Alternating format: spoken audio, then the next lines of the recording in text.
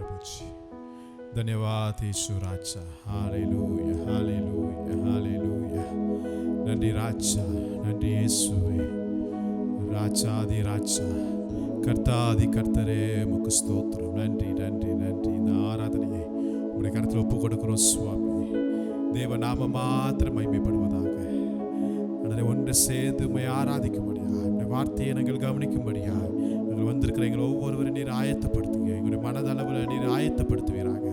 எங்களோடு நீங்கள் பேசுகிறவர், எங்களோடு கூட இடைப்படுகிறவர் ஐயா. உடைய மேகத்தினால் நீர் இந்த இடத்தை நிரப்பும்படியா நாங்கள் ஜெபிக்கிறோம் ஐயா.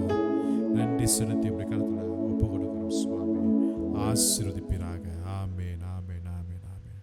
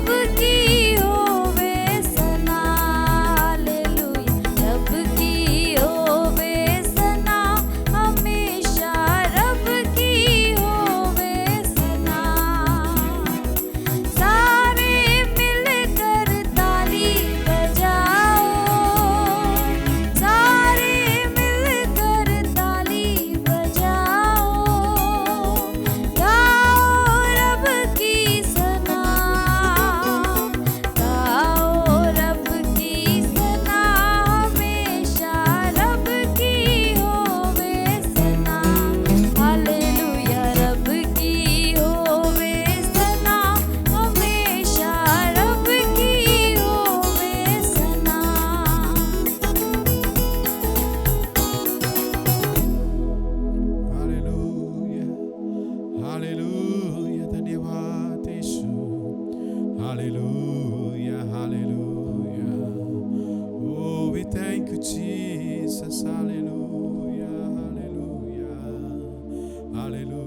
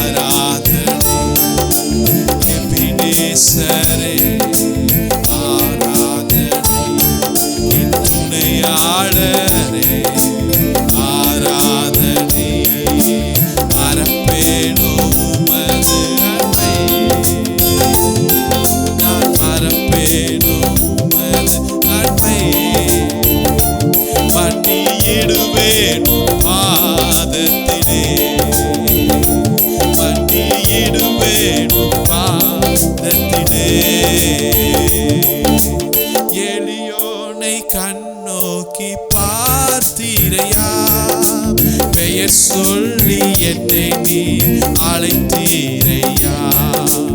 எளியோனை கண்ணோக்கி பார்த்தீரையா. பெயர் சொல்லி என்னை நீ அழைத்தீரையா. உம்மை விட்டு எங்கோ நான் சென்ற போதும், உம்மை விட்டு எங்கோ நான் சென்ற போதும் என்னை தேடி என் பின்னே நீர் வந்தீரையா. என்னை தேடி என் பின்னே நீர் வந்தீரையா. மறப்பேனோ உமது அன்பை, நான் மறப்பேனோ உமது அன்பை. மன்னியிடுவேன் உம் பாதத்திலே, மன்னியிடுவேன் உம் பாதத்திலே. எபினேசரே ஆராதனை, என் துணையாளரே ஆராதனை. எபினேசரே ஆராதனை, என் துணையாளரே ஆராதனை. நீர் என் மேல் வைத்த உம் கிருபையினால் நீர் மூலமாகாமல் காத்தீரையா. நீர் என் மேல் வைத்த உம் கிருபையினால் நீர் மூலமாகாமல் காத்தீரையா. கடும் கோபத்தால் என்னை அடித்தாலுமே, கடும் கோபத்தால் என்னை அடித்தாலுமே கனிவாக என்னை நீ தேற்றினீரே. கனிவாக என்னை நீ தேற்றினீரே. மறப்பேனோ உமது அன்பை, நான் மறப்பேனோ உமது அன்பை.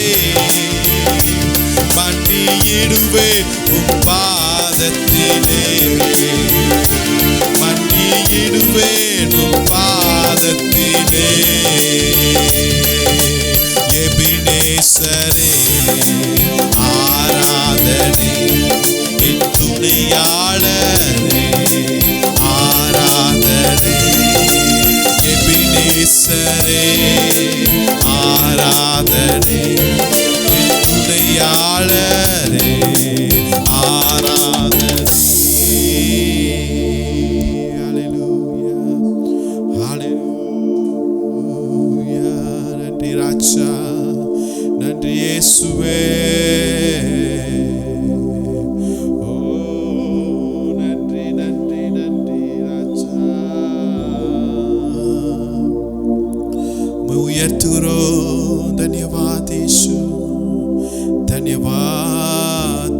राजा।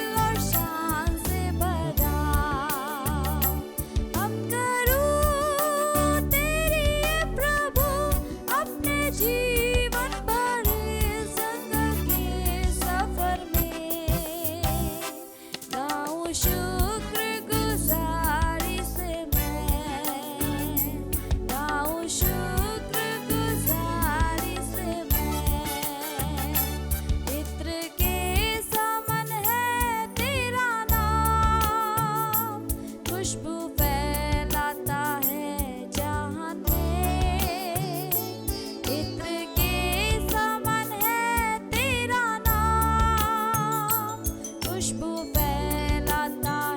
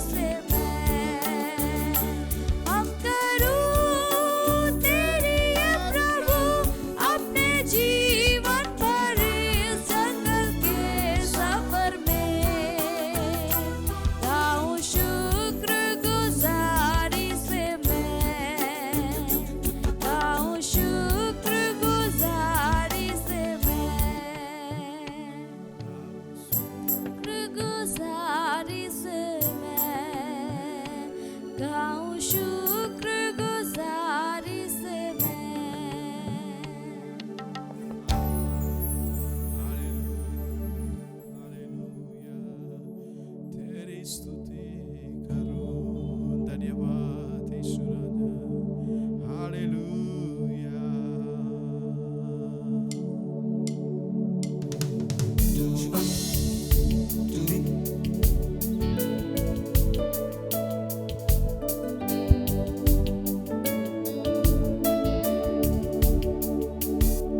तेरी स्तुति मैं करूं, आराधना करूं दिल से, दिल से।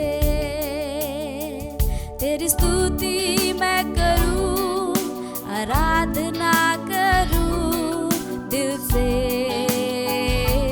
दिल से। मेरी सांसों में तेरा नाम रहे, मेरी सांसों में तेरा नाम रहे प्रभु। तू ही तू, तेरी स्तुति मैं करूं, आराधना करूं दिल से, दिल से। तेरी स्तुति मैं करूं, आराधना करूं दिल से, दिल से। जहाँ मेरी नजर जाए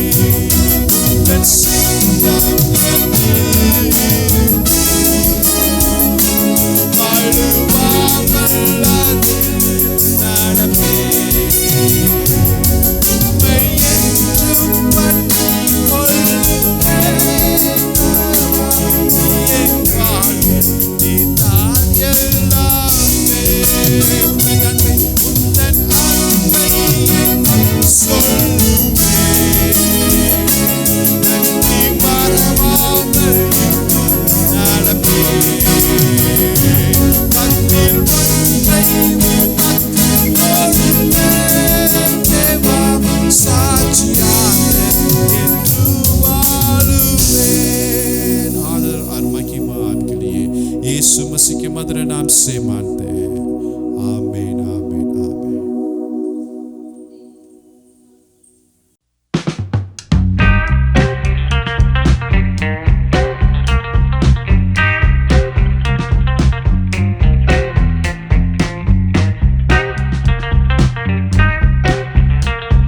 லிவிங் ஹோப் டேபர்னக்கல் சபையின் சார்பாக உங்க ஒவ்வொருவருக்கும் இனிய தகப்பன்மார்களுடைய வாழ்த்துதல் தெரிவித்துக் கொள்கிறேன்। लिविंग होप टैबरनेकल कलिशा के द्वारा हर एक पिताजी के लिए we wish you a happy Father's Day. இன்னைக்கு தகப்பன்மார்களுடைய தினம்।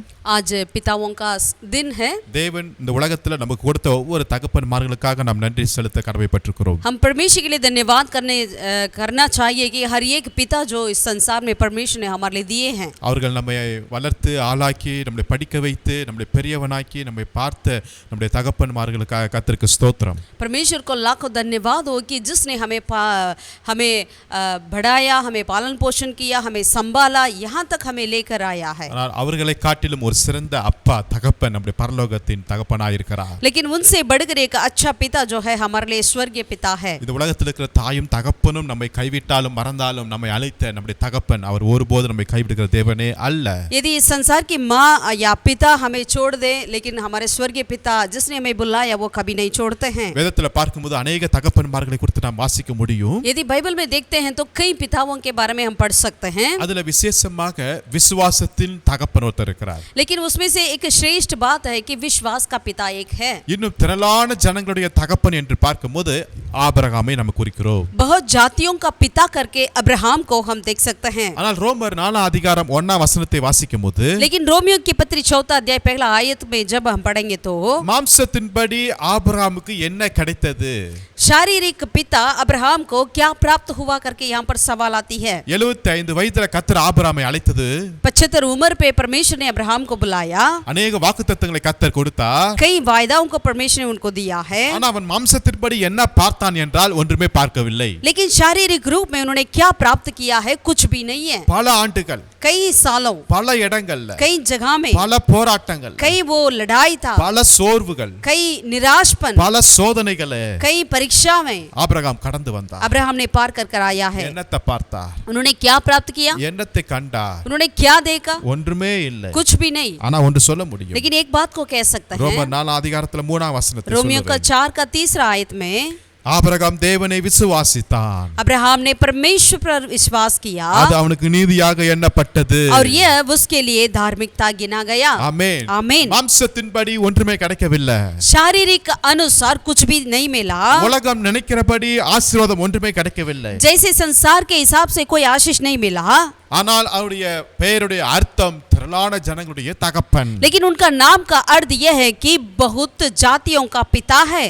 ஆனா ஒண்ணுமே இல்லையே। लेकिन उनके पास कुछ है ही नहीं। அந்த சூழ்நிலையிலும் वैसे परिस्थिति में भी ஆபிரகாம் தேவனை விசுவாசித்தார்। अब्राहम परमेश्वर पर विश्वास किया है। हालेलुया। हालेलुया। 17 வசனத்திலிருந்து நான் வாசிக்கிறேன்। 17 आयत से लेकर हम पढ़ना चाहते हैं। अनेक ஜாதிகளுக்கு உன்னை தகப்பனாக ஏற்படுத்தினேன் என்று எழுதியிருக்கிறபடி அவன் தான் விசுவாசித்தவருமாய் மரித்தோரை உயிர்ப்பித்து இல்லாதவர்களை இருக்கிறவர்களைப் போல் அழைக்கிறவருமாகிய தேவனுக்கு முன்பாக நாம் எல்லாருக்கும் तगपनाना। जैसा लिखा है, मैंने तुझे बहुत सी जातियों का पिता ठहराया है उस परमेश्वर के सामने जिस पर उसने विश्वास किया और जो मरे हुओं को जिलाता है और जो बातें है ही नहीं उनका नाम ऐसा लेता है कि मानो वे है। 18 வசனத்துல 18 में உன் சந்ததி இவ்வளவா இருக்கும் என்று சொல்லப்பட்டபடியே தான் अनेक ஜாதிகளுக்கு தகப்பனாவதை நம்புகிறதுக்கு ஏதுவில்லாது இருந்தும் அதை நம்பிக்கையோடு விசுவாசித்தார்। 18 வசனத்துல 18वीं आयत में நான் अनेक ஜாதிகளுக்கு தகப்பனாவதை நம்புகிறதுக்கு அது ஏதுவே இல்லாம இருந்தாலும் அதை நம்பிக்கையோடு விசுவாசித்தார்। उसने निराश में भी आशा रखकर विश्वास किया, इसीलिए कि उस वचन के अनुसार कि तेरा वंश ऐसा होगा वह बहुत सी जातियों का पिता हो। आमीन आमीन। और நம்பிக்கையோட விசுவாசத்தை பாருங்களேன்। उनकी विश्वास को, उनकी आशा को देखिए। இதுதான் ஒரு தகப்பனுக்குள்ள இருக்கிற அந்த நம்பிக்கை। यही एक पिता के अंदर होना चाहिए। 19 வசனத்துல 19वीं आयत में அவன் விசுவாசத்திலே பலவீனமா இருக்கவில்லை, அவன் ஏறக்குறைய 100 வயதுள்ளவனாய் இருக்கும்போது वह जो 100 वर्ष का था अपने मरे हुए से शरीर और सारा के गर्भ की मरी हुई किसी दशा जानकर भी विश्वास में निर्बल ना हुआ। ஆமென். आमीन। விசுவாசத்துல நல்ல பலமா இருந்தான். उन्होंने विश्वास में बहुत ही दृढ़ता। எந்த ஏஜ்ல? कौन सा उम्र में? ஏறக்குறைய 100 वयது. कम से कम लगभग 100 उम्र में। ஆல்மோஸ்ட் அவருடைய சரீரம் சாராவுடைய கற்பம் எல்லாம் செத்து போயிடுச்சா. ऐसा हुआ कि उनका शरीर और सारा का गर्भ सब कुछ मरी हुई थी। ஆமென். आमीन। 20 வசனத்துல 20वीं आयत में தேவனுடைய வாக்குத்தத்தத்தை குறித்து அவன் அவிசுவாசமாய் சந்தேகப்படாமல் और न अविश्वासी होकर परमेश्वर की प्रतिज्ञा पर संदेह किया। 21 வசனத்துல 21वीं आयत में தேவன் வாக்குத்தத்தம் பண்ணினதை நிறைவேற்ற வல்லவராய் இருக்கிறார் என்று முழு நிச்சயமாய் நம்பி தேவனை மகிமைப்படுத்தி விசுவாசத்தில் வல்லவனானார். और निश्चय जाना कि जिस बात की उसने प्रतिज्ञा की है वह उसे पूरा करने में भी समर्थ है। ஆகையால் அது அவனுக்கு நீதியாக எண்ணப்பட்டது. इस कारण यह उसके लिए धार्मिकता गिना गया। ஹalleluya. हालेलुया। தாங்க ஒரு தகப்பனுக்குரிய வேண்டிய ஒரு குணமா இருக்கிறதுங்க. यही एक पिता के लिए होना चाहिए एक बहुत आवश्यक गुण है। சூழ்நிலை எப்படி வேணாலும் இருக்கலாம். परिस्थिति कैसे भी क्यों ना हो, நடச்சது கிடைக்காமல் இருக்கலாம். जो हम चाहते हैं वो मिल भी ना हो, பட் ஒண்ணே ஒன்னு புரிந்து கொள்ளுங்க. लेकिन एक बात को हमें समझना चाहिए, விசுவாசத்துல வளருங்கள். हमें विश्वास में बढ़ना है। சில காரியங்கள் சான்ஸே இல்லாம இருக்கலாம். कुछ ऐसे बातें हो ऐसा होगा कि वो कभी हमारे जीवन में नहीं भी होगा, ஆனாலும் நாம் ஆராதிக்கிற தேவன் அவர் இல்லாதவர்களை இருக்கிறவர்களைப் போல அழைக்கிற தேவனாய் இருக்கிறார். लेकिन जिसकी हम आराधना करते हैं वो ऐसा परमेश्वर है जो है भी नहीं उसको जो है करके बुलाने वाला परमेश्वर है। தேவன் ஆபிரகாம் மேல் இருந்த முழு திட்டம் என்னவென்றால் परमेश्वर अब्राहम के ऊपर जो पूरा उनका प्लान किया था, ஏதோ ஒரு பிள்ளைக்கு ஏதோ ஒரு 2 பிள்ளைக்கு நீ தகப்பன் என்பதே கிடையாதுங்க. एक या 2 बच्चे की पिता करके वैसा नहीं था। கர்த்தருடைய பிளான் என்னவென்றால் திரளான ஜனங்களுக்கு நீ தகப்பனாய் மாறு. परमेश्वर की यही योजना थी कि अब्राहम के ऊपर बहुत सी जातियों का पिता बनाना। தேவனுடைய திட்டம் பிளான் என்னவென்றால் परमेश्वर की योजना क्या है, உன் மூலமாய் இந்த முழு உலகமும் தேசமும் ஆசீர்வதிக்கப்பட வேண்டும். आपके द्वारा ये सारा संसार ये सारा पृथ्वी आशीषित पाना है। இதுதான் கர்த்தருடைய பிளானா यही இருக்கிறது. परमेश्वर की योजना है। இதற்காக தான் கர்த்தர் ஆபிரகாமை அழைத்தார். इसीलिए परमेश्वर ने अब्राहम को बुलाया है। கல்தேயா பட்டணத்துல ஊர் என்கிற இடத்துல இருந்து கர்த்தர் ஆபிரகாமை அழைத்தார். परमेश्वर ने ऐसे ऊर करके एक देश में से अब्राहम को बुलाया। அவருடைய தகப்பனாக பேர் வந்து தேராகு. उनका पिता का नाम है तेरा। சில வேத பண்டிதர்கள் சொல்றாங்க அவர்கள் வந்து விக்கிர ஆராதனையை செய்கிறவர்கள், விக்கிரத்தை செய்து விக்கிர பிசினஸ் பண்ணி கொண்டிருக்கிறவர்கள். कुछ ऐसे लोग कहते हैं कि वो अब्राहम का पिता जो है उन्होंने मूर्तियों को बनाने वाला था और मूर्तियों को दंडवत करने वाला था। இருந்த பொழுதிலோ ऐसा हो तो भी, இப்படிப்பட்ட சூழ்நிலையில ऐसे परिस्थिति में भी இந்த குடும்பத்தில இருந்து इस परिवार में से தேவன் ஆபிரகாமை அழைக்கிறார். परमेश्वर ने अब्राहम को बुलाया है। हालेलुया। हालेलुया। ஆதியாகமம் 12 அதிகாரத்துல நம்ம வாசிக்க முடியும். इसीलिए उत्पत्ति 12वें अध्याय में हम देख सकते हैं, கர்த்தர் ஆபிரகாமை நோக்கி உன் தேசத்தும் உன் இனத்தை உன் தகப்பன் வீட்டை புறப்பட்டு நான் உனக்கு காண்பிக்கும் தேசத்திற்கு போ, நான் உன்னை பெரிய ஜாதியாக்கி உன்னை ஆசீர்வதித்து உன் பேரை பெருமைப்படுத்துவேன், நீ ஆசீர்வாதமாயிருப்பாய், உன்னை ஆசீர்வதிக்கிறவர்களை ஆசீர்வதிப்பேன், உன்னை சபிக்கிறவர்களை சபிப்பேன், பூமியில் உள்ள வம்சங்கள் எல்லாம் உனக்குள் ஆசீர்வதிக்கப்படும் என்கிறார். इसलिए परमेश्वर ने उत्पत्ति 12वें अध्याय में इस तरह कहते हैं अब्राहम से, अपने देश और अपने कुटुंबियों और अपने पिता का घर को छोड़कर उस देश में चला जा जो मैं तुझे दिखाऊंगा, और मैं तुझसे एक बड़ी जाति बनाऊंगा और तुझे आशीष दूंगा और तेरा नाम महान करूंगा और तू आशीष का मूल होगा, और जो तुझे आशीर्वाद दे उन्हें मैं आशीष दूंगा, और जो तुझे कोसे उसे मैं शाप दूंगा, और भूमंडल के सारे कुल तेरे द्वारा आशीष पाएंगे। இந்த தகப்பன்மார் தினத்தில கர்த்தர் நமக்கு கொடுக்கிற ஒரு பெரிய ஆசீர்வாதம் என்ன தெரியுங்களா? इस पिताओं के दिवस में परमेश्वर आपके लिए दे रहे हैं वो बड़ी आशीष क्या है, நம் மூலமாய் हमारे பூமியில द्वारा வம்சங்கள் எல்லாம் எனக்குள் ஆசீர்வதிக்கப்பட்டிருக்கும். सारे भूमंडल के सारे कुल आपके द्वारा मेरे द्वारा आशीषित पाए। ஏதோ ஒரு தகப்பன் என்பது ஏதோ ஒரு வீட்டில் ஒரு குடும்பத்தை ஏதோ 2-3 பிள்ளைகளை மாத்திரம் கவனிக்கிற லிமிட்டை உடைத்து போட்டு பூமியில் உள்ள வம்சங்கள் எல்லாம் எனக்குள் ஆசீர்வதிக்கப்படும் என்கிற ஒரு லெவலுக்கு நம்ம கர்த்தர் கொண்டு வர முடியாது விருப்பப்படுகிறார். एक पिता जो मतलब कि 1-2 बच्चों के लिए आशीषित का कारण रहना या एक परिवार के लिए ऐसा नहीं, वरन परमेश्वर कहते हैं सारे भूमंडल के हर एक कुल के लिए आशीषित होने के लिए परमेश्वर आशीर्वाद करते हैं। आमीन।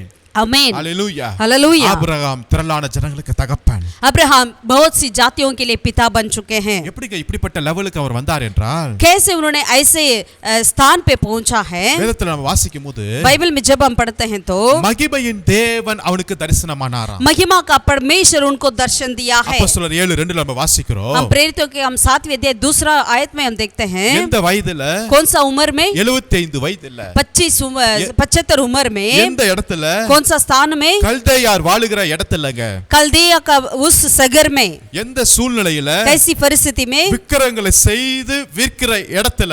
वे सारी मूर्तियों को बनाकर बेचने वाले उसी स्थान में से। அந்த இடத்துல மகிமையின் தேவன் தரிசனமாகிறார். वैसे स्थान में महिमा का परमेश्वर अब्राहम को दर्शन दिखाया। இதை கேட்டுக்கொண்டிருக்கிற ஒவ்வொரு தகப்பன்மார்களுக்கும் நான் சொல்லுகிறேன். इसे सुनने वाले हर एक पिता के लिए हम ये कहना चाहते हैं மகிமையின் தேவனுடைய தரிசனத்தை பெற்றுக்கொள்வோம். महिमा का परमेश्वर के दर्शन को हम पाएं। ஒருவேளை குடும்பம், ஒருவேளை சூழ்நிலை, காரியங்கள் எல்லாம் வித்தியாசமா இருக்கலாம். यदि आपका परिवार, आपकी परिस्थिति, आपके सारे कार्य थोड़ा सा अलग जैसे लगता क्यों ना हो, ஆனாலும் கர்த்தர் மகிமையின் தேவன் நமக்கு தரிசனமாய் வெளிப்பட அவர் உண்மை உள்ளவராய் இருக்கிறார். लेकिन महिमा का परमेश्वर बनकर हमारे लिए दर्शन दिखाने के लिए हमारा पिता वो योग्य है। கல்தேயர் தேசத்துல இருக்கும்போது ஆபிரகாமுக்கு மகிமையின் தேவன் தரிசனமானார். वैसे अन्य देश में वो रहते थे, उसी वक्त परमेश्वर ने उनके लिए महिमा का दर्शन दिखाया। அதுக்கப்புறம் மம்ரே என்கிற சமபூமிக்கு வருகிறார். அங்கேயும் மகிமையின் தேவன் அவனுக்கு தரிசனமாகிறார். उसके बाद ममरे की एक तराई में उन्होंने आया, वहां पर भी महिमा का परमेश्वर उनको दर्शन दिखाया। பிறகு கானான் தேசத்துக்கு வருகிறார். அங்கேயும் மகிமையின் தேவன் தரிசனமாகிறார். फिर कनान में उन्होंने पहुंचा, वहां पर भी महिमा का परमेश्वर उनको दर्शन दिखाया।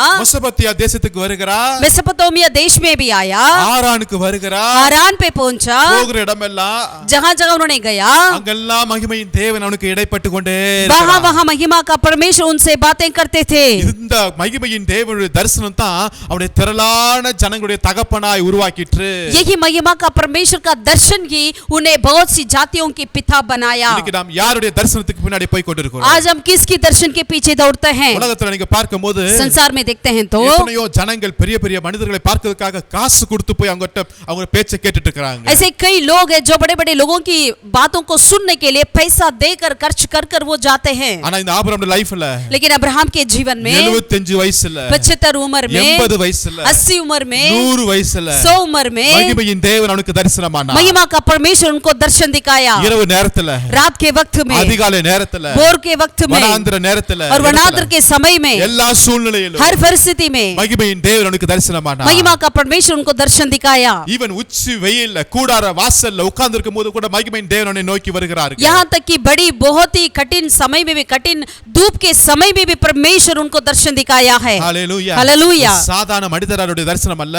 एक साधारण व्यक्ति की दर्शन नहीं। இன்னைக்கு சாதாரண காரியத்தை தரிசிக்கும்படியாய் பல மணி நேரம் அங்க வெயிட் பண்ணி கொண்டிருக்கிறார்கள். आज साधारण कार्य को दर्शन देखने के लिए कई लोग कई घंटे पर वो इंतजार करते हैं। பல பைசா செலவழிக்கிறதுக்கு ரெடியா இருக்கிறாங்க. कई पैसा खर्च करने के लिए तो लोग तैयार रहते हैं। அதை காட்டிலும் மேலான தேவன் இல்லாதவர்களை இருக்கிறவர்களை போல அழைக்கிற சர்வ வல்லமையுள்ள தேவனுடைய தரிசனத்தை பெற்றுக்கொள்ள நாம் கடமைப்பட்டிருக்கிறோம். लेकिन हमारे लिए ये कर्तव्य होना चाहिए, उन सबसे बढ़कर जो परमेश्वर है ही नहीं, उस कार्य को है करके बुलाने वाले उस परमेश्वर के दर्शन को पाने के लिए हमें इंतजार करना चाहिए। ஆமென். हालेलुया। விசுவாசத்துல வல்லவனானார். वो विश्वास में सामर्थ्य बना, மகிமையின் தேவன் அவனுக்கு தரிசனமானார். महिमा का परमेश्वर उनको दर्शन दिखाया। மூன்றாவதாக ஆதியாகமம் 13ஆம் அதிகாரத்துல तीसरा कार्य उत्पत्ति 13वें अध्याय में 7ஆம் வசனத்தை வாசிக்கும்போது 7वें आयत में ஆபிரகாமுடைய மந்தை மேய்ப்பருக்கும் லோத்துடைய மந்தை மேய்ப்பருக்கும் வாக்குவாதம் உண்டாயிற்று. यहाँ पर अब्राहम और लूत की भेड़ बकरियों और गाय बैल के चरवाहा के बीच में झगड़ा हुआ। கர்த்தர் ஆபிரகாமை தான் அழைத்தார். परमेश्वर अब्राहम को ही बुलाया, ஆனால் இந்த லோத்து அவங்க அண்ணன் பையன் கூட சேர்ந்து வந்துட்டாரு. लेकिन ये लूत जो है उनका भाई का बेटा वो भी इनके साथ आ गया है। வந்தவரை நம்ம துரத்த முடியாது இல்லையா? जो आ गया उसे तो भगा नहीं सकते। ஆபிரகாம் கூடவே இருக்கிறாரு. अब्राहम के साथ ही था, ஆனா இப்ப பிரச்சனை வந்துருச்சு. लेकिन अब थोड़ा सा परेशानी आ गई, வாக்குவாதம் வந்துருச்சு. उनके बीच में झगड़ा हुआ। இதுல யார் பெரியவர்? ये इसमें से कौन बड़ा था? ஆபிரகாம் தான் பெரியவர். अब्राहम ही बड़ा था। ஆபிரகாம் தான் அழைக்கப்பட்டவர். अब्राहम ही बुलाया गया। ஆபிரகாம் தான் கர்த்தருடைய வார்த்தையை கேட்டவர். अब्राहम ही परमेश्वर की आवाजों को सुना है। ஆனா ஆபிரகாம் சொல்லுகிற காரியத்தை நீங்க பாத்தீங்கன்னா लेकिन अब्राहम जो कहते हैं उस कार्य को देखेंगे तो 8ஆம் வசனத்துல 8वें आयत में என் மேய்ப்பருக்கும் வாக்குவாதம் வேண்டாம், நாம் சகோதரர்கள் சொல்றாருங்க. हमारे बीच में झगड़ा ना हो पाए क्योंकि हम भाई बंधु हैं। இந்த தேசமெல்லாம் உனக்கு முன்பாக இருக்கிறதுப்பா. क्या ये देश तेरे सामने नहीं? நீ என்னை விட்டு பிரிந்து போகலாம். तू मुझसे अलग हो जा। நீ இடது போற போனா நான் வலது போற போறேன். यदि तू बाएं जाए मैं दाएं जाऊंगा। நீ வலது போற போனினா நான் இடது போற போறேன். यदि तू दाएं जाएंगे मैं बाएं जाऊंगा। பாருங்களேன், ஒரு தகப்பனுக்குரிய ஒரு குணம் விட்டு கொடுக்கிற ஒரு காரியங்க. एक पिता का गुण है मतलब छोड़ देना, இன்னும் சொல்ல போனா வாக்குவாதமே கிடையாது. यानी झगड़ा नहीं करना, ரொம்ப பொறுமையோடு இருக்கிற மனுஷன். बहुत ही धीरज धरना, यही अब्राहम है। இவர் நினைத்திருந்தா என்ன வேணாலும் பண்ணிருக்கலாம் லோத்துவ. यदि अब्राहम चाहे तो लूत को कुछ भी कर सकते थे, ரொம்ப பொறுமையோடு இருக்கார். लेकिन बहुत धीरज धरा। அழைக்கப்பட்டவர்கள் பொறுமையோடு தான் இருப்பாங்க. जो बुलाए हुए वो धीरज धरेंगे, வாக்குத்தத்தம் பெற்றவர்கள் பொறுமையோடு जो இருப்பாங்க. प्रतिज्ञा को पाए हैं वे धीरज धरेंगे। இதே போல தான் ஆபிரகாமுடைய சன் ஐசக்கோட லெவல்ல நீங்க பார்க்கும்போது वैसे ही अब्राहम का बेटा इसहाक के जीवन में देखते हैं तो அவரு கோராகூர் என்ற ஊருக்கு போகிறாரு. वो भी कोरा करके एक जगह पर जाते थे। அங்கு அந்த கிணறை துறவு எடுக்கும்போது அந்த பெலிஸ்தர் வந்து பிரச்சனை பண்றாங்க. वहां पर उन्होंने कुएं खोदे थे तो वहां पर पलिश्ती आकर उनसे झगड़ा किया। பட் அங்கு ஐசக் ரொம்ப சமாதானமாய் ரொம்ப வாக்குவாதம் பண்ணாம விட்டு கொடுத்து போகிறத பார்க்கிறோம். वहां पर भी इसहाक ने क्या किया, झगड़ा नहीं किया लेकिन छोड़कर दूसरी जगह चला गया। இன்னைக்கு விட்டு கொடுக்கிற அனுபவம் வாழ்க்கை நமக்கு வேண்டுங்க. आज हमें ऐसे छोड़ देने का, झगड़ा नहीं करने का अनुभव हमारे लिए जरूरत है। ஒரு பிடிவாதத்தோடு அல்ல, एक हमेशा मुझे चाहिए करके ऐसा नहीं, அமைதலா शांत से। இயேசு கிறிஸ்துவை பத்தி இப்படி அழகா சொல்லப்பட்டிருக்கிறது மத்தேயுல. प्रभु यीशु मसीह के बारे में मत्ती रचित सुसमाचार में इस तरह कहा गया है। 12 அதிகாரம் 19 வசனத்தை நான் வாசிக்கிறேன். 12वीं अध्याय का 19वीं आयत को हम पढ़ते हैं। மத்தேயு 12:19ல मत्ती 12 का 19 में அவர் வாக்குவாதம் செய்யவும் மாட்டார், கூக்குரலிடவும் மாட்டார், அவருடைய சத்தத்தை ஒருவனும் வீதிகளில் கேட்பதுமே இல்லை. वह ना झगड़ा करेगा और ना धूम मचाएगा और ना बाजारों में कोई उसका शब्द सुनेगा। பாருங்களேன், देखिएगा வாக்குவாதம் செய்ய மாட்டார், वो झगड़ा नहीं करेंगे, சும்மா சத்தம் போட்டு காட்ட மாட்டார். ऐसे धूम नहीं बचाते அவர் हैं, சத்தத்தை ஸ்ட்ரீட்ல எவனுமே கேட்க கூட மாட்டானா. उनकी आवाजों को बाजार में कोई सुनने भी नहीं पाएंगे। அதனால தான் சிலுவைக்கு முன்பாக அங்க ராயனுக்கும் பிலிப்புக்கும் ராஜாக்களுக்கு முன்பாக நிற்கும்போது ரொம்ப அமைதலா ரொம்ப காமா இருக்கிறாருங்க. इसीलिए जब यीशु मसीह क्रूस पे थे वो राजा के सामने खड़े थे तो वो बिल्कुल चुपचाप थे। அநேக பேர் கேலி பண்றாங்க, கிண்டல் பண்றாங்க, ரொம்ப சைலண்டா இருக்கிறாரு. कई लोग उनके विरोध बोल रहे थे, उनके मजाक हंसी कर रहे थे, लेकिन उन्होंने चुपचाप रहा। பிசாசு சோதனைகளை வந்து கேள்வி கேட்கறான், ரொம்ப சைலண்டா பதில் சொல்றாரு. शैतान ने उनके पास आकर परीक्षा करी, लेकिन परमेश्वर ने बहुत शांत से उनको उत्तर दिया। பட் அவரை ஃபாலோ பண்ணுகிற சீசர்களுக்கு பிரச்சனை வந்துருச்சு. எவன் பெரியவன் அப்படின்னு வாக்குவாதம் பண்ணிட்டு இருந்தாங்களாம். लेकिन उनको जो फॉलो करते थे, पीछा करते थे, उनके चेलों के बीच में एक बार ऐसा लड़ाई हुआ था, कौन हमसे महान है। உண்மையான தகப்பன்மார்கள் வாக்குவாதம் பண்ணவும் மாட்டார்கள். जो सच्चे पिता है वो कभी झगड़ा नहीं करेंगे। ரோமர் 13 அதிகாரம் रोमियो की 13वीं अध्याय 13 वचनத்தை நான் 13 வாசிக்கிறேன். आयत को हम पढ़ेंगे। 13 13 का 13 में வாக்குவாதமும் பொறாமையும் உள்ளவர்களாய் நடவாமல், வாக்குவாதம் இல்லாமல் நாம் நடக்க கர்த்தர் நம்மை அழைத்திருக்கிறார். हमें झगड़े नहीं करना चाहिए, वो इसीलिए परमेश्वर आपको और मुझको बुलाए हैं। ஹல்லேலூயா. हालेलुया। விசுவாசத்தில் வல்லவனானான், वो विश्वास में सामर्थ्य बना, மகிமையின் தேவன் அவனுக்கு தரிசனமானான், महिमा का परमेश्वर उनको दर्शन दिखाया வாக்குவாதம் செய்யாதவனாயிருந்தான். और वो झगड़ा नहीं करते थे। இது மாத்திரமல்ல, इतना ही नहीं, லூக்கா எழுதின சுவிசேஷம் लूका रचित सुसमाचार 16வது அதிகாரம் 16वीं अध्याय में 23 वचनத்தை நான் வாசிக்கிறேன். 23वीं आयत को हम पढ़ते हैं। அங்க ரெண்டு பேர் மரித்து போறாங்க. यहाँ पर दो व्यक्ति मर जाते हैं, ஒருத்தர் ஐஸ்வர்யவான், ஒருத்தர் லாசரு. एक धनवान था, दूसरा लाजर था। லாசர் வந்து பிச்சைக்காரன். लाजरस जो है वो भीख मांगने वाला था, சரீரம் முழுவதும் அவனுக்கு புண்ணு பிரச்சனை. उनके पूरे शरीर में परेशानी थी, அங்கங்க கிடைக்கிற சாப்பாடை தான் எடுத்து சாப்பிட்டுட்டு இருக்கிறான். जगह जगह उनको मिलता था वही खाना वो खाता रहते थे। நாய் வந்து அவன் சரீரத்தை நக்குது. और कुत्ता भी उनके देगों में उसकी जो भी कार्य है उसे ये करता था। திடீர்னு ஒரு நாள் அந்த தரித்திரன் மரித்து போகிறான். अचानक एक दिन वो दरिद्र लाजर मर गया। 22 वचनத்தை நான் வாசிக்கிறேன். 22वीं आयत को हम पढ़ते हैं। பின்பு அந்த தரித்திரன் மரித்து தேவதூதரால் ஆபிரகாமுடைய மடியிலே கொண்டு போய் விடப்பட்டான். ऐसा हुआ कि वह कंगाल मर गया और स्वर्गदूतों ने उसे लेकर अब्राहम की गोद में पहुंचाया। ஆபிரகாம் மடியில யார் இருக்கறா? अब्राहम की गोद में कौन था? ஒரு தரித்திரன். एक कंगाल। இதுக்குரிய அர்த்தம் வேறு விதமான காரியங்கள் இருந்தாலும் इसका अर्थ और दूसरे तरीके से क्यों ना हो, ஒரு இளைப்பாறுதலை குறித்து இருக்கிறது. यहाँ पर एक शांति के बारे में कहा जाता है। யாருக்கு இளைப்பாறுதல் தருகிறார்? किसके लिए वहाँ पर एक तसल्ली मिल रहा है? யார் யாருக்கு கொடுக்கிறா? कौन किसको देते हैं? எவ்வளவு பெரிய பிரபு ஆகிய ஆபிரகாம் इतना बड़ा महान प्रभु अब्राहम जो है, ஒரு பிச்சைக்காரனாகிய லாசருக்கு ஒரு இளைப்பாறுதல் தருகிறார் பாருங்க. एक कंगाल, एक भीख मांगने वाले लाजर को एक तसल्ली दे रहे हैं। இது தாங்க ஒரு தகப்பனுடைய ஒரு குணம். यही एक पिता का गुण है। ஏதோ என் பிள்ளையை வளர்த்தோம், ஆளாக்கணும், கல்யாணம் பண்ணி வச்சோம், பேர குழந்தைய பார்த்தோம், கொஞ்சம் அதெல்லாம் கிடையவே கிடையாது. ऐसा नहीं है अपने बच्चे को शादी कराया और पोता पोती को देख लिया है और बस इतना ही नहीं, ஒவ்வொரு பிள்ளைகளை விசேஷமாக ஏழை எளிய பிள்ளைகளை நாம் வளர்க்க கடமைப்பட்டிருக்கிறோம். वैसे ही हमें ऐसे गरीब लोगों को, कंगाल लोगों को हमें पालन पोषण करना चाहिए। யோபு இதுதான் சொல்லுகிறார் 29 அதிகாரத்துல. अय्यूब यही बातों को अपने 29वीं अध्याय में कहते हैं। யோபு 29ல अय्यूब 29वीं अध्याय 16வது வசனத்தை நான் வாசிக்கிறேன். 16वीं आयत को हम पढ़ना चाहते हैं। 15ல வாசிக்கிறேன். 15 से ही लेकर पढ़ेंगे। நான் குருடனுக்கு கண்ணும் சப்பானிக்கு காலுமாய் இருந்தேன், நான் எளியவர்களுக்கு தகப்பனாய் இருந்து நான் அறியாத வழக்கை ஆராய்ந்து பார்த்தேன்.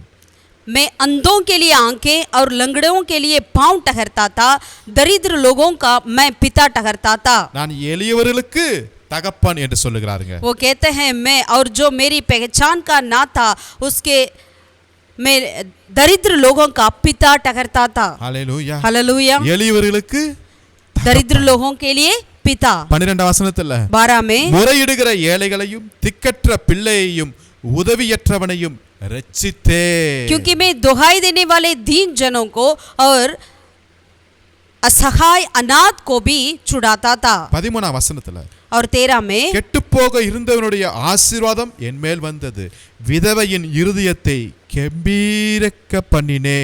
जो नष्ट होने पर था मुझे आशीर्वाद देता था और मेरे कारण विधवा अनंत के मारे गाती थी। ஹல்லேலூயா. हालेलुया। ஏழை எளிய ஜனங்களை நேசிக்கணும். गरीब लोगों को, दरिद्र लोगों को उन पर ध्यान देना, उनको विचार ख्याल करना, करना, विचार उनके करना। पूछताछ करना।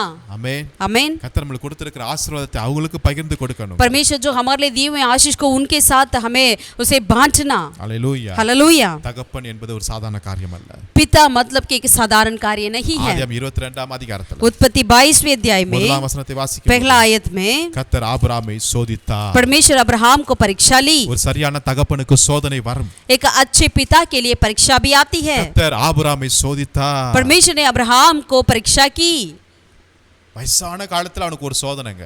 अपने बुढ़ापे में उनके लिए एक परीक्षा। இப்பதான் ஒரு குழந்தையை கர்த்தர் கொடுத்திருக்காரு, கையில ஏந்தி கொஞ்சி கொண்டிருக்கும் போது ஒரு சோதனை வந்துச்சு. अपने बुढ़ापे में भी परमेश्वर ने अब्राहम को एक बच्चा को दिया, अभी उन्होंने हाथों में लेकर उस बच्चे को प्यार कर रहा था, तब परीक्षा आई। நீ இப்பொழுது அழைத்து கொண்டு மோரியா தேசத்துக்கு போய் நான் குறிக்கும் இடத்துல உன் பிள்ளையை தகன பலின்னு சொல்லி கொடுங்கறார். अपने पुत्र को ले जा और जहां पर जिस स्थान को मैं तुझे बताऊंगा वहां पर उनको होम बलि करके चढ़ा करके परमेश्वर कहते थे। மூணாம் வசனத்துல ஆபிரகாம் அதிகாலையில் எழுந்து போகிறான். तीसरा आयत में अब्राहम सवेरे तड़के उठा और अपने चला करके लिखा है।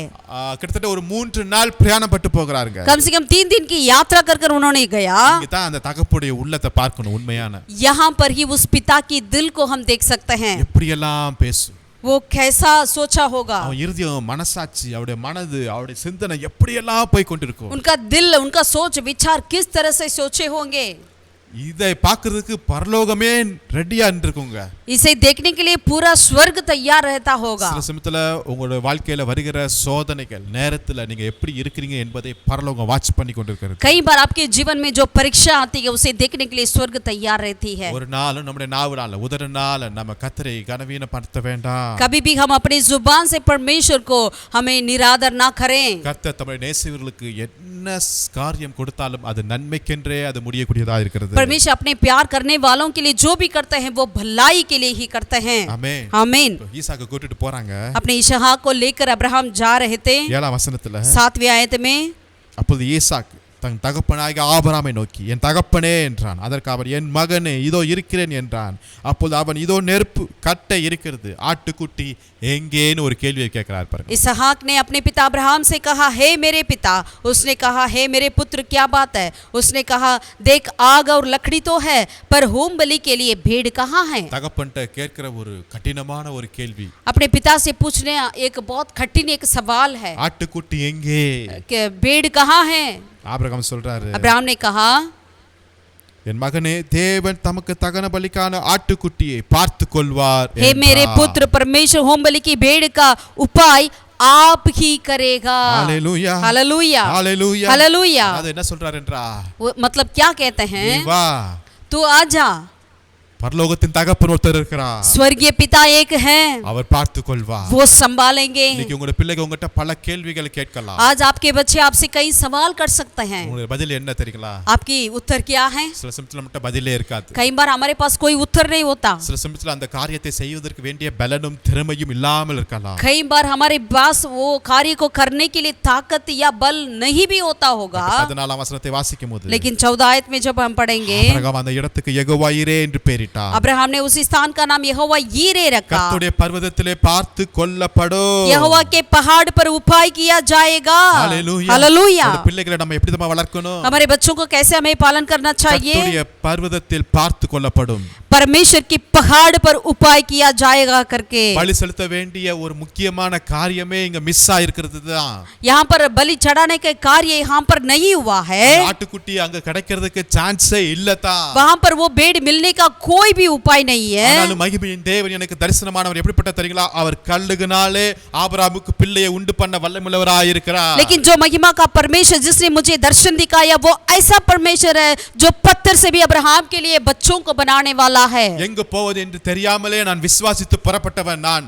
मैं ऐसा व्यक्ति था जहां मुझे जाना चाहिए वो जगह का पता ही नहीं था, लेकिन मैंने निकल कर गया है. அதே போல நான் விசுவாசித்து என் பிள்ளையாகிய ஈசாக்கை உம்முடைய கரத்துல பலி செலுத்துகிறேன் என்று சொல்லி அங்க போகும்போது கர்த்தர் பார்த்து கொண்டார். वैसे ही अपने बच्चों को लेकर मैं इसको होम बलि चढ़ाऊंगा करके उन्होंने विश्वास कर कर निकाला. वहां पर परमेश्वर उनके लिए उपाय किया है. இன்னைக்கு நம்முடைய பிள்ளைகளுக்கு சொல்ல வேண்டிய ஒரே ஒரு காரியம், आज हम अपने बच्चों के लिए एक ही बात कहना चाहिए, परमेश्वर उपाय करेंगे, கர்த்தர் பார்த்து கொள்வார். परमेश्वर संभालेंगे. கர்த்தரை விசுவாசி. परमेश्वर विश्वास कर. ஆமென். आमीन. இது தாங்க ஒரு திரளான ஜனங்களுக்கு தகப்பனுக்குரிய ஒரு குணமா இருக்கு. यही है बहुत सी जातियों के पिता का एक गुण है. இப்படிப்பட்ட ஆசீர்வாதத்தை வசனத்தை கேட்கிற ஒவ்வொரு சகோதர சகோதரிகளுக்கு விசேஷமாக தகப்பன்மார்களுக்கு கர்த்தர் தருவார் என்று நான் ஜெபிக்கிறேன். ऐसे आशीषों के सारे भाई बहनों को विशेषता से हर एक पिताओं को परमेश्वर दे सके. ஜெபம் பண்ணுவோம். आइए हम प्रार्थना करें. நல்ல பிதாவே நன்றியோடு உம்மை ஸ்தோத்திரிக்கிறோம். भला परमेश्वर हम तरह धन्यवाद से तेरी प्रार्थना करते हैं இந்த राजा. நேரத்துல எங்கள் ஒவ்வொருவரையும் உம்முடைய கரத்துல ஒப்பு கொடுக்கிறோம். इस वक्त में हम हर एक व्यक्ति को तेरे हाथों में समर्पण करते हैं. விசேஷமாக இந்த வார்த்தையை கேட்டுக்கொண்டிருக்கிற ஒவ்வொரு தகப்பன்மார்களுக்காக நன்றி செலுத்துகிறோம். विशेषता से इस वचन को सुनने वाले हर एक पिताओं के लिए हम धन्यवाद करते हैं. இது எப்படி ஆகுமோ என்கிற கேள்வியோடு வந்திருக்கலாம். ये कैसा होगा करके कई लोग आए होंगे, பட் நீர் எங்களை அழைத்தவர் உண்மை உள்ளவரா? लेकिन जिसने आपने हमें बुलाया वो आप विश्वास योग्य है. ஏதோ ஒரு 2 3 4 பிள்ளைகளுக்கு தகப்பனா இருக்கும்படியாய் எங்களை நீர் அழைக்கவில்லை. आप ऐसा हमें नहीं बुलाया कि 1-2 बच्चों के लिए या 4 बच्चों के लिए पिता बनकर रहें. தேசத்திற்கும் இந்த உலகத்திற்கும் திரளான ஜனங்களுக்கும் குடும்பங்களுக்கும் தகப்பனுக்குரிய அந்த இடத்தை நீர் எங்களுக்காக வைத்திருக்கிறதுக்காக ஸ்தோத்திரம் ஐயா. इस सारे संसार के लिए, भूमंडल के लिए खुदावन एक पिता के स्थान के लिए हमारे लिए हमें इस्तेमाल करते हैं. धन्यवाद करते हैं இந்த राजा. நாளிலே இந்த வசனத்தை நாங்கள் விசுவாசிக்கிறோம். इस दिन में इस वचन को हम विश्वास करते हैं. ஆபிரகாமின் ஆசீர்வாதங்களும் अब्राहम की आशीषें எனக்குள் இருக்கிறதுக்காக நன்றி செலுத்துகிறோம். हमारे अंदर है खुदा, इसीलिए धन्यवाद करते हैं राजा. எனக்குள் இருக்கிற இப்படிப்பட்ட இந்த ஆசீர்வாதம் பல இடங்களுக்கு கடந்து போக நாங்கள் ஜெபிக்கிறோம் ஐயா. मेरे अंदर जो ये आशीषें हैं खुदावन कई स्थानों में वो जा सकें खुदावन. அது ஒரு குறிப்பிட்ட லெவலா இல்லாதபடி அதை தாண்டி கடந்து போக கர்த்தர் கிருபை செய்வீராக. एक सीमा के अंदर नहीं वरन उस सीमा से बढ़कर खुदावन कई लोगों के लिए आशीष का कारण बने. மகிமையின் தேவனுடைய தரிசனத்துக்காக ஸ்தோத்திரம். महिमा का परमेश्वर के दर्शन के लिए धन्यवाद. எங்களை இன்னுமா விசுவாசத்துல வளர்க்கும்படியா நாங்கள் ஜெபிக்கிறோம். और हमें विश्वास में बढ़ा दे खुदा. வாக்குவாதம் வேண்டாம், சமாதானத்தை தாருங்க. हमारे बीच में झगड़ा नहीं चाहिए, शांति को दीजिए. ஏழை எளியவர்களை ஆறுதல் படுத்த எங்களுக்கு கிருபை செய்யுங்க. दरिद्रों को प्रभु ख्याल करने के लिए हमें मदद कर राजा. எங்க சந்ததிக்கு கர்த்தர் பார்த்துக் கொள்வார் என்கிறதை மாத்திரம் நாங்கள் விளங்க பண்ண உதவி செய்யுங்க. हमारी संतान के लिए खुदावन राजा परमेश्वर आपके लिए उपाय करेंगे करके कहने के लिए हमें ताकत दे खुदा. இந்த ஒவ்வொருவரையும் இந்த வசனத்துக்கு நேராய் அர்ப்பணிக்கிறோம். हर एक व्यक्तियों को इस वचन के और अर्पण करते हैं. ஆசீர்வதி. आशीष कर. மீட்பர் இயேசு நாமத்தில் ஜெபிக்கிறேன் எங்கள் ஜீவனுள்ள நல்ல பிதாவே. उद्धारकर्ता यीशु के नाम से हम प्रार्थना करते हैं मेरे जीवित परमेश्वर. ஆமென். आमीन आमीन. கர்த்தர் உங்களை ஆசீர்வதிப்பாராக. ये वो परमेश्वर आप सबों को आशीषित करे. Thank you. Praise the Lord. सबको जय मसीह की.